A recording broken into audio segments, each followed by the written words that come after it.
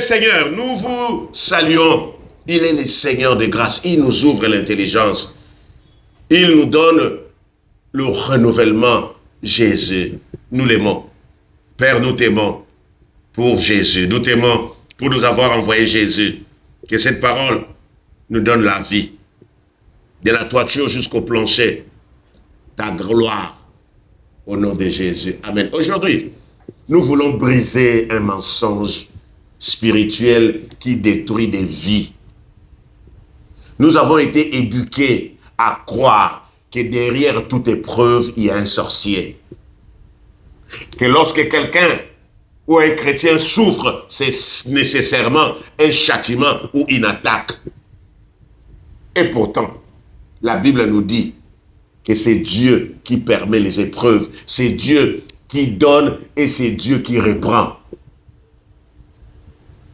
Et tant que Dieu n'a pas parlé, personne n'a le droit d'accuser, personne n'a le droit de détruire, personne n'a le droit d'attaquer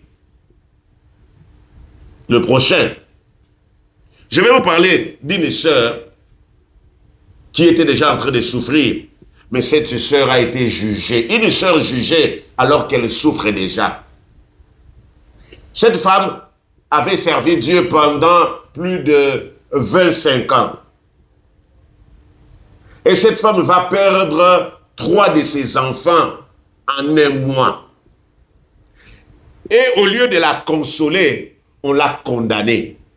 Même son pasteur, même ses responsables. Elle qui a servi Dieu, elle laissait ses enfants pour servir Dieu. Elle a été taxée des sorcières, que c'est elle qui a sacrifié ses enfants. Oh, une mort peut venir comme une épreuve, cher ami, comme pour Job, qui a tout perdu en un seul jour. Job avait des enfants, 9 enfants, en un seul jour, des brebis, des bœufs. Écoutez-moi bien, si Job vivait aujourd'hui, combien lui dirait, tu as payé tes péchés? Tu es un sorcier. Pourtant, c'était Dieu qui avait permis l'épreuve. Nous oublions trop. Nous oublions trop souvent de demander, Seigneur, qu'est-ce que tu veux me dire? Nous avons été formatés à voir la sorcellerie partout. Oui, la sorcellerie existe. Les sorciers mangent les gens tous les jours. Les sorciers sont partout. Mais la Bible nous appelle à avoir le discernement et non à accuser les autres. La Bible dit quoi? Le malheur atteint souvent le juste. Les malheurs du juste sont nombreux. Donc les malheurs ne sont pas la preuve qu'il est sorcier, qu'il a tué. Mais la Bible dit, le Seigneur l'en délivre toujours. Dieu peut reprendre pour protéger. Cette maman a servi Dieu pendant 25 années. Les enfants étaient restés. Mais quand elle est revenue, peut-être le 1 mois qu'elle a passé avec ses enfants ont accepté Jésus-Christ comme Seigneur et Sauveur. Il fallait que le Seigneur les récupère pour qu'ils aillent au paradis de Dieu. Je vais vous parler d'une sœur, servante de Dieu. Cette sœur était dans la stérilité. Elle a importuné Dieu. Seigneur, la stérilité, je te sers. Seigneur, Seigneur, oh Dieu, pourquoi moi? Pourquoi seulement moi? Dieu a étendu sa main dans la vie de ces couples. Ils ont eu un enfant. L'enfant a commencé à grandir. C'était maintenant son témoignage. Oh, j'étais stérile. Dieu, le Dieu de Anne, le Dieu tout-puissant m'a donné l'enfant. Mais quand l'enfant a atteint peut-être 6, 7, 8 ans, maman était sortie pour aller servir Dieu. L'enfant est tombé dans la fosse septique ou dans les caniveaux, l'enfant est décédé.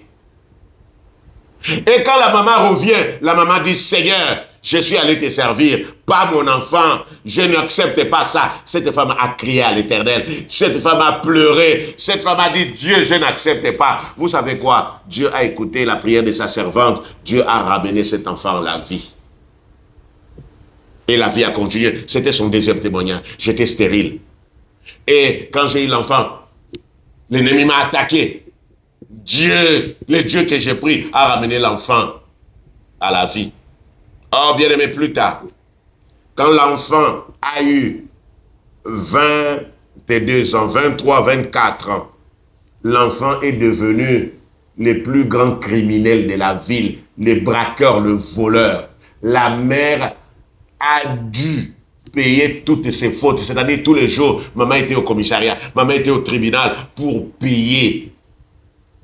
C'est comme ça que la maman là pleurait maintenant tous les jours. Elle était déstabilisée, elle ne pouvait même plus servir Dieu. Jusqu'à un moment où cet enfant a été tué à bout portant. La maman a pleuré son enfant. Pendant qu'elle pleurait, elle dit, Seigneur, pourquoi moi? Pourquoi moi? C'est là où le Seigneur lui a dit, quand tu parles de la stérilité, moi je ne te voyais pas stérile. Je t'ai donné l'enfant pour te prouver que tu n'étais pas stérile. À 5 ans, je savais, j'ai voulu répondre l'enfant. Mais tu as pleuré. Comme tu es ma servante, dans mon amour, tu as tellement insisté. Maintenant, tu vois ce qu'il est devenu. Certains enfants que Dieu reprend tôt partent sains, partent avant la corruption, partent parce que leur mission est accomplie. La maman a essuyé les larmes.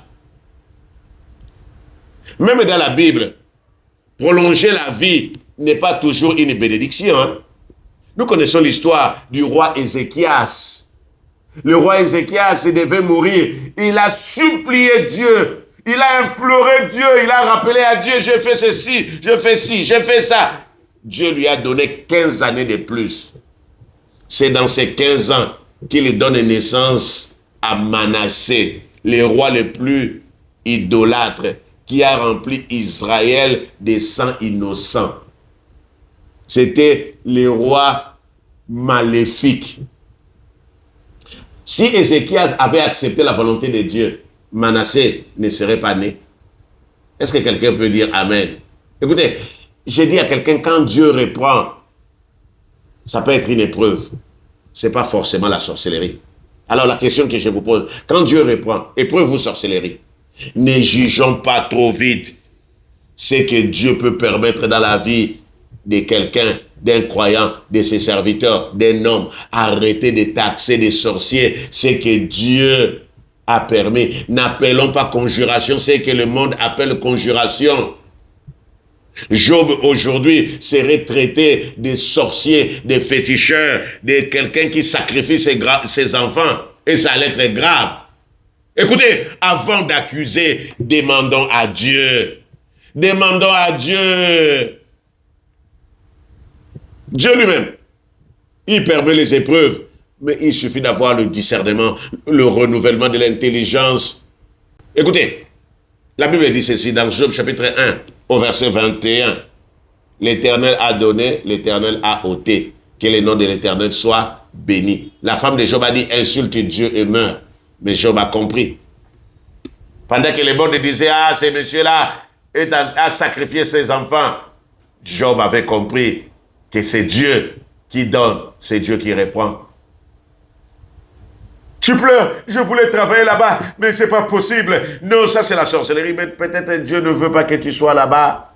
Peut-être Dieu ne veut pas de ces mariages. Psaume 34, verset 20. Les malheurs du juste sont nombreux, mais l'Éternel en délivre toujours. Voilà pourquoi nous répétons Romains 12, 2. Soyons transformés par le renouvellement de l'intelligence. Exode 4, verset 11 dit, qui a fait la bouche de l'homme? N'est-ce pas moi l'Éternel? C'est Dieu. Et nous devons savoir que les pensées de Dieu ne sont pas nos pensées. Ésaïe 55, verset 8. Dieu parfois permet les choses afin que les œuvres de Dieu soient manifestées en lui. Ils ont posé la question à Jésus, qui a péché? Jésus a dit, afin que les œuvres de Dieu soient manifestées. Jean chapitre 9 au verset 3. Dans la vie, il y a un temps pour toutes choses. Il y a un temps pour vivre. Il y a un temps. Vous savez, dans l'ancienne alliance, il fallait seulement mourir forcément 120 ans. Mais avec la nouvelle alliance avec Jésus, nous allons dire que Jésus est mort prématurément. Non, Jésus avait accompli sa mission. Oh, je suis en train ici de dire à cette sœur et pleurer. Que non. Rentre seulement en prière, Dieu va te parler, mais personne n'a le droit de te condamner. Jésus, lui-même est mort à quel âge? La Bible nous parle de 33 ans. Jean-Baptiste à 30 ans. L'apôtre Paul, plus ou moins 55 ans. Écoutez, arrêtons de tuer. C'est que Dieu est en train de prouver.